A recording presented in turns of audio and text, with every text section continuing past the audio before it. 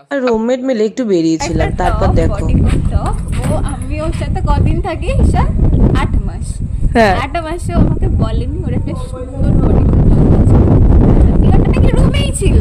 আর এদিকে উনি আমার ব্যাগ, আমি বাড়ি থেকে আসলে আমার ব্যাগ খুলে সব চেক করে কি আছে, আর আমি জানি না একটা টপ রয়েছে, এটাকে বিট্রে বলে না তো কি বলে। চল আমরা একটু ঘুরতে যাই, এখন মনটা শান্ত কর। ওর সাথে আমার ব্রেক, তোমার সাথে ব্রেকআপ করে নিল। যাই হোক, তারপরে আমরা দুজন মিলে চলে গেলাম চা খেতে। তো এই সুন্দর ভিউ দেখতে দেখতে তো গেলাম, গিয়ে চা নিলাম। মেনলি ওয়েদারটা এত ভালো ছিল, ওই কারণেই বেরিয়েছিলাম। তারপরে ওখান থেকে আমরা চলে গেলাম ফুড কোর্টে বসতে।